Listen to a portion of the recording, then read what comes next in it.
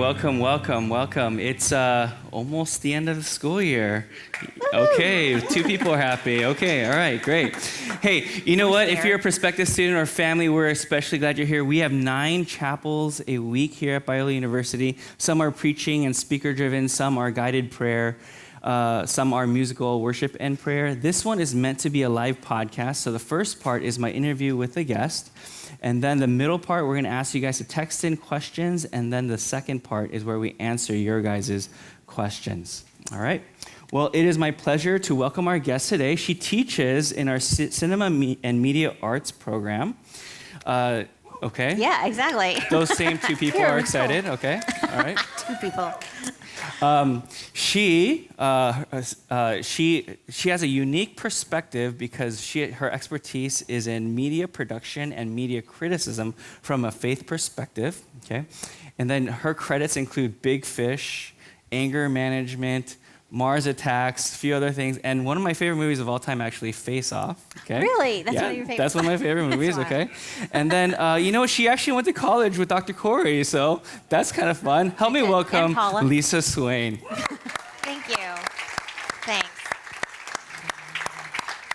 And Paula Corey, huh? Okay. Yeah, and Paula. Is that where they met? I don't even know. That's where they met. Yeah. I mean, their relationship took place out of college. I probably shouldn't go into this, but yeah. But yes, Paula was a student at Evangelism as well. Okay, didn't know that. Okay, well, Lisa, your expertise is in media, so yeah. I'd love to hear about your study of media. Where did it come from, and why is that an important thing for you? Okay, well, I was raised in a conservative evangelical home. In fact, I wasn't allowed to go to movies until I was 14. The first time I ever went to a movie, it was Star Wars, and I was blown. I know, what an introduction, right? And it was actually the second run of Star Wars, because that used to be the way we did it, because there was no video or there were no ancillary markets. So if a film had a good showing, it would go away for a little bit of time, and then they'd bring it back for second run. And so my dad had done all the vetting possible and decided, yes, you can go see this movie. And then I couldn't talk about anything else for weeks, and he was sure he'd made a mistake. And I also had no television for most of my childhood. So I kind of became a media sort of snoop, a serial sleepover guest at people's houses so that I could watch television, because I would go to school the next day, and what are all the kids talking about? They're talking about what they watched the night before, and I was like, I was just constantly playing catch up to what was going on. So I was very aware at a really early age of how media interacted with conversation, and that never really left me. And the Christian media I was exposed to did not seem to have the sticky factor that secular media had. Right. And so when I got into production, I went into secular media. Specifically, I wanted to work and have credits on my resume that everyone would recognize, because I felt like that lent an air of legitimacy, whether it's deserved or not, I don't know, but that Christian media didn't necessarily allow for, and So did that answer your question? Absolutely. Okay, one thing I've heard you say is that media is human expression. I'd love for you to unpack that for us, because I think there's a lot to say right there. Yeah. The thing about media is usually when we talk about our relationship with media, the verb that we use most frequently is the concept of consuming. We consume media, right? Mm-hmm. And we've been talking about our media diet, which is certainly one aspect of media. But what is not good about that verb is that it kind of reduces the relationship to something that's not accurate. It doesn't fully describe our relationship. It's not just a matter of approaching media as you would good carbohydrates and bad carbohydrates and deciding, I have no agency in this process. It just sort of washes over me and affects me. If it were that simple, then the children watching 50s television with Leave It to Beaver and Father Knows Best would not have ended up in the drug and sex countercultural movement of the 60s. Something else was definitely happening there. Right. And so human expression, if I look at media as human expression, then I'm introducing all the nuance that comes with conversation and both my obligation to understand as well as responding. So that ends up introducing complexity to the relationship that consumerism doesn't really address. Yeah. No, I love the way you said that. It's not good carbs and bad carbs. So it's not the sense of whatever I take in is going to affect me completely. So how does, don't images affect us though? And isn't that what advertising is? And like, how do we be aware of how that's affecting us? And where is a good balance between the way that we consume media? Yeah. Yeah, advertising is that billion-dollar industry that is banking a lot of money on persuading us, changing our behavior. But the thing is that, and I don't want to suggest that that's not true, but simply because a communication is persuasive does not mean that I don't have a choice in how I respond to it. Right. So what we want to do is raise awareness for those things that pass by us. Carl Jung talks about if we don't raise the unconscious to the unconscious will guide us, but we will mistake it as fate, or something like that. Look That sounds right. You can that Google sounds it. right. Yeah. That's what he said. Yeah, that's what he said. That's what he Okay. said. Yeah, Right. it's really close. Anyway, so you want to raise to the awareness the things that are that we're not thinking about. So we don't want that mindless consumption. We want thoughtful engagement. And so much of that has to do with looking past content to what is between the participants, the technology itself between the participants, because that ends up affecting the way I'm engaging with the content. And we're focused on the content, but we're not thinking about the way that our understanding of reality has been shifted by this thing in between us. I'd love for you to talk more about that. So there's a content aspect, and then there's a media aspect, how that's approaching us, and maybe even the environment that media creates around that. Unpack that for us a little bit more. Yeah, you probably have heard of Marshall McLuhan, who was a big media theorist in the 70s, but who was very prescient and today, and what he had to say basically predicted the internet. But he talks about how the medium is the message, is one of the things that he says. But he also says this thing called, we create our tools, and then our tools create us. So there's this constant way in which we create this thing to enhance some part of our human experience, like the car enhances the foot, right? So we can get greater distances and less time.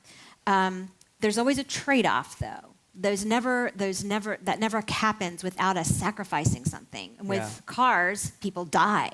People are injured. That's a pretty big trade-off. We use fossil fuels. We don't get as much exercise. There's definitely a downside to this that we have to learn to compensate for, and our sense of reality is adjusted as well. My sense of how close things are, how far things are. And the same thing is true of media. Going back to the idea of the 50s television, television, when you're watching it, when it was initially introduced, I'm taking you back in the 1900s, the previous Century. The previous century, yes. Millennia. Yes, the previous millennia. Wow.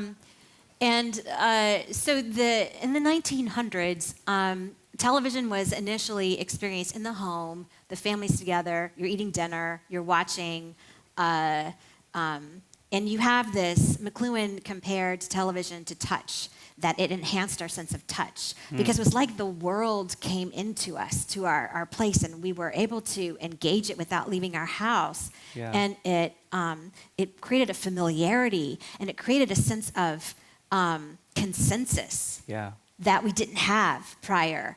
And but while we're watching that, and that's all good, right? We're able to watch the moon landing together, but we also have, what's happening is you have this collision of news and entertainment and advertising. So I've got Father Knows Best, and I have Happy Housewives trying to sell me Tide, and the Vietnam War, and civil rights movement.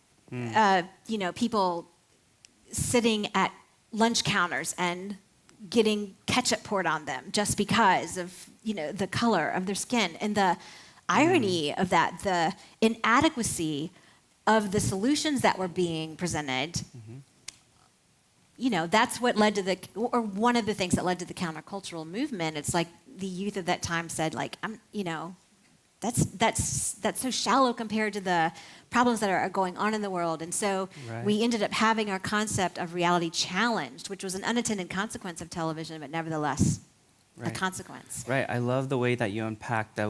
I think you said the tool is something we use, but then after a while, we get used by the tool, right? Yeah. So then if we think about that, I mean, there's a lot of technologies that are being developed right now. Obviously media and television, but also technology through the internet and through the World Wide Web. So how do we develop an agency to recognize how that's affecting us so that we can appropriately interact with media well? That's a good question. I don't know. Do you? No, I'm kidding. You're the expert. I get to ask the questions. Yeah. I'm kidding. As though I know all. This is what I would suggest. I think one of the answers to that is, first of all, to sit with the tension of the both and of media. It isn't one thing to the exclusion of the other. It is both. There is no such thing as a technology with benefit that doesn't have unintended consequences. And the more profound the benefit, the more profound the trade-off is. But that tension doesn't have to keep me from appreciating what it is that the technology brings while being aware of those ways in which I have that something else is going on. And an example of this is our current technologies. We are very focused on, with social media, the benefit of social media is being able to find your tribe, right? Identifying the people who you think like and who agree with you and are interested in the same things, which is an amazing thing. It truly is an amazing thing.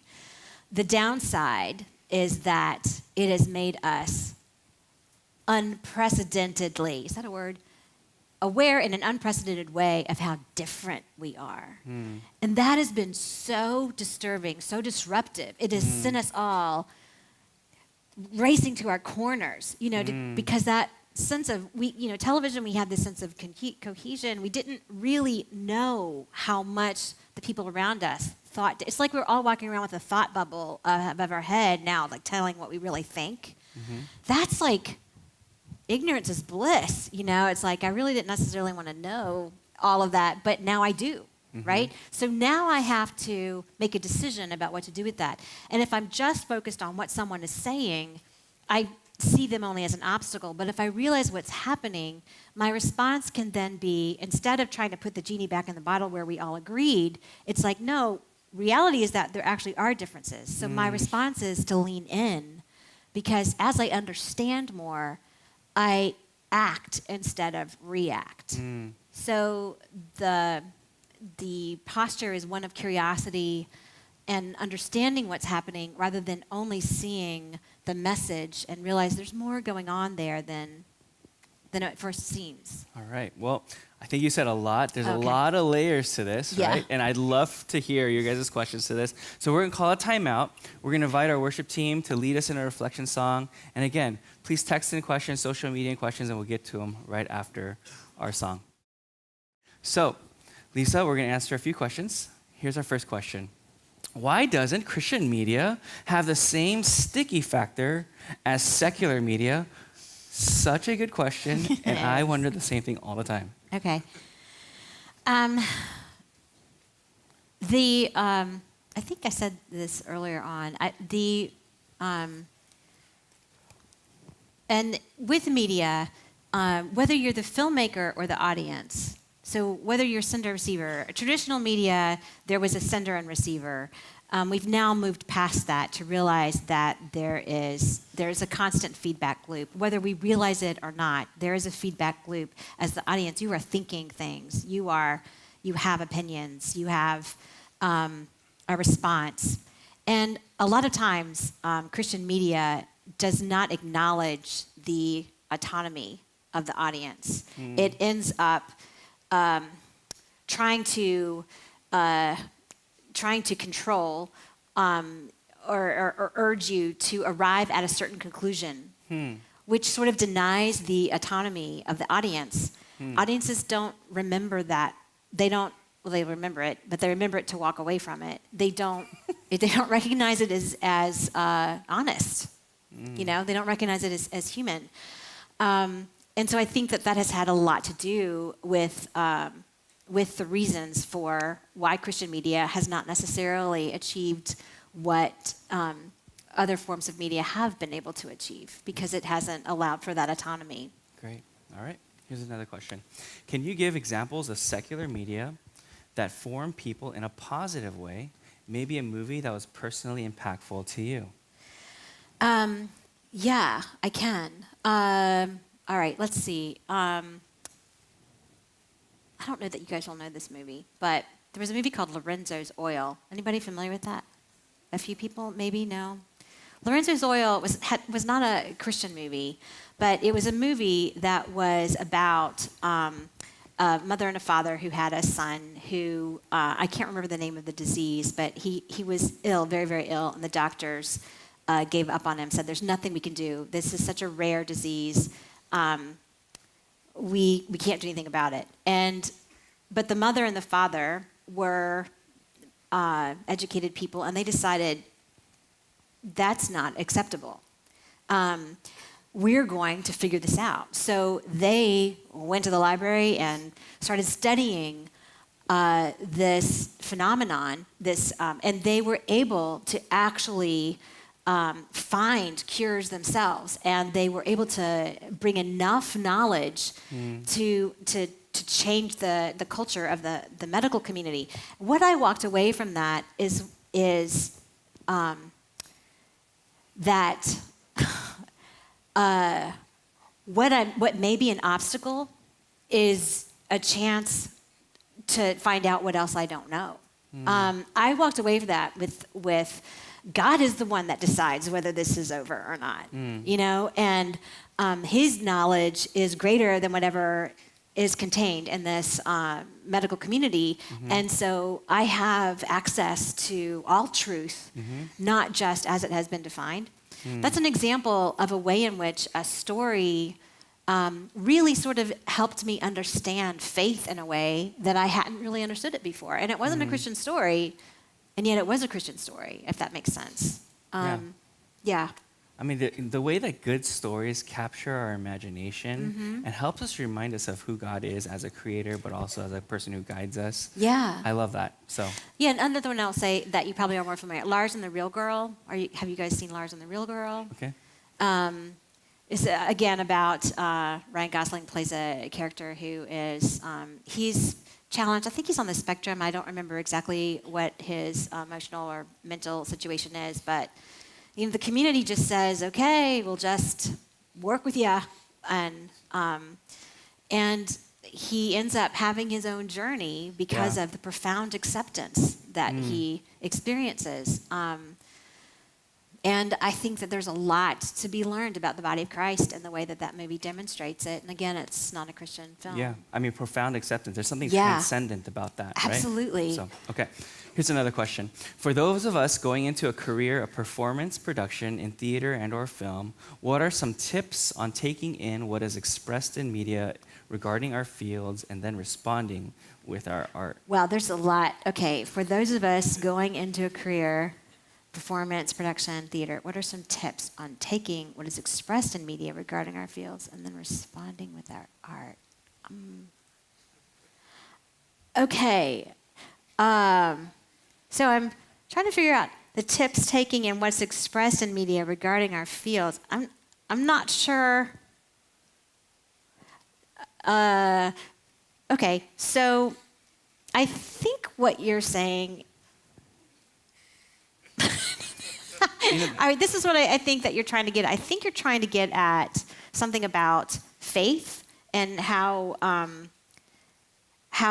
what media has to say about itself in responding with our art. I'm not really sure. Well, I think maybe let's go in this express it. direction, Lisa. Okay. You know, I think I'm sorry, it's sometimes not quite- sometimes a story is told and it doesn't feel Christian at all. Yes. Right? And sometimes you're an actor, an actress, or a producer in that kind of movie or Yes. film. How do we live out our faith genuinely and still express our faith in a good way, even though we might be participating in something that might not be overtly Christian? Okay. That is a really excellent question, and I'm so sorry if that's what you were saying and I didn't get it, because that's I hope it's really, the same. really good. Sorry, yeah, thanks for letting me interpret, I just yeah. apologize. I mean, my students will tell you I don't always get it, so there's that. You know, if you talk to an actor that plays a villain, what they will say to you is that the reason that they're able to play the villain is because they don't judge the villain. They have to be able to understand that that person has reasons for the choices that they make. It doesn't mean that they're healthy choices. It doesn't mean that they are ones in which, you know, we will say, yeah, go ahead, you know, be a serial killer or whatever. But when you're inside the skin of the person, there are reasons why, and as soon as the actor starts to judge those, then they can no longer come from a place of authenticity. And I would argue that is the posture of a Christian. The posture of the Christian is to understand, not for the purposes of condoning, but for the purposes of understanding. I mean, it is the posture of Christ over and over again to see into the heart without, again, like with Lars and the real world, without judgment, acceptance, and realizing that you have a whole person there. So it's not as though discernment isn't part of the process, but it's understanding that you're always dealing with an individual that has reasons for what they do. Right. And that is also true in media. You know, the stories. It's the posture is to understand and then to respond in order to be heard, which is to respond in order of understanding your audience and how they're hearing what you're saying. Okay, thank you. Here's another question. As a college student who loves Netflix, who doesn't? Okay, how should I be aware of what's impacting me? What trade-offs do I need to look for? That's a really good question. I got that. I understand that one. You know, I can full confession. I binge watch. It's not as though I don't binge watch. So I do. I love Netflix. In fact, I'm much more of a television person than I am a movie person. I love character and I like going on a journey, and a film to me feels like I'm only going to know these people for 2 hours. Like, who cares? Yeah. You know. So I feel wanna that. go. Yeah. Yeah, especially now. Yeah, exactly. The mindless consumption is, I think, something that needs to be checked. Pausing to see what is actually happening. What am I watching? What are they saying? Not what is the plot, but what is actually being said. It's an opportunity to see other perspectives in the world. So I really think that the binging does need to be balanced with Christian community and with meditation and thinking about God's word. I think all of that is of a piece in that they need to inform each other. And binging with anything is going to give you a lopsided view of the universe. So I don't think that binging is bad. It's bad when it becomes the only thing that you're doing. And that mindless, just watching it just for entertainment's sake is almost a pornographic consumption of media, is that I'm just looking to entertain myself. I'm also watching it to learn about the world. This isn't here just for me to enjoy. It's also someone trying to share a perspective in the world, which is a more intentional watching. Yeah. I mean, that binge thing going on, right? There's something else going on, and what you're trying to numb Yeah. is probably what you probably need to be looking at that time, too. Yeah, definitely. Okay. So here's another question. Do you wish your parents hadn't raised you so strictly, or do you feel that conservative perspective benefited you? For those of us who hope to be parents one day, what should we keep in mind regarding how the media may impact our children? It's another really thoughtful question. I wrote that. Did you? I'm raising kids, so no, I really didn't, but I wish I did. I resented it at the time. Did you wish your parents hadn't raised you so strictly? I resented it at the time. I don't, to some degree, it kind of is what it is. I don't know who I would be if they hadn't raised me the way they raised me. I mean, it had the opposite effect of what my dad intended, which it made me more curious about media, not less curious about media. Right. So I mean, you're a film professor. Your dad said no film, and you're a film professor. Exactly. I worked in film for 15 years. Right. So it did not have the desired effect. So in some ways, I'm glad that they raised me that way, but not for what they intended. But in terms of parents and keeping in mind, I do. This is a difficult question to answer in a soundbite. But I do think that there is a importance to not have your kids watch without discussion. To me, the key is not in censorship, but in context. Not that there are certainly age-appropriate things to be watching, which is a whole other conversation that we can get into. But the larger issue, I think, is contextualization. What did you see? What did you think? What was being communicated to you? How does that shape how you see the world? What responses can we have? Conversation, it becomes a tool then rather than something that I'm just taking in. And that to me is a more important part of the conversation than censorship. Yeah, great question, or great answer. Thank you. Here's one more. Did you see Avengers Endgame? Please, no spoilers. Any thoughts? And was it good? And yeah, unfortunately, I did not see it. Okay. But I know like half of you did, or maybe the people that aren't here because they're still out there watching it. They're watching it right now. I know, they're watching it right now. Okay. All right, Lisa. Hey, the last question we always ask is what biblical principles or passages helped shape your thoughts for today?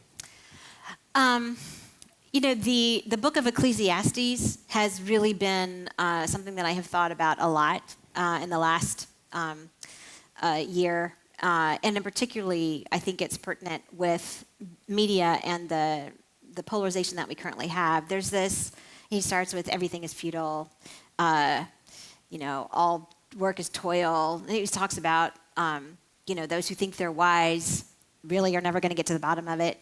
And it's like that really has captured the sense of the human experience of, we create these things that we think are going to solve our problems, and they only create 10 more problems. And that sense of futility is definitely something that is real and describes the human experience. But he ends by returning to the fear of God. And I don't think that he's telling us that all this is futile so that we just give up and just eat our cornflakes. I think he's saying to us that this is what it's like to be the created rather than the creator. We are never going to know everything. So he's demystifying the tension of uncertainty and saying this is what it's like to be the created rather than the creator. So we can trust the process. God's got it. And it's the respect of him. We do our thing and we study and we learn and don't worry about the timing. Thank you. You're Help me welcome. thank Lisa Swain for sharing her wisdom with us today. Discover who you're called to be at Biola University, a leading Christ-centered university in Los Angeles, with programs on campus and online. Subscribe for more of our videos and learn more at biola.edu.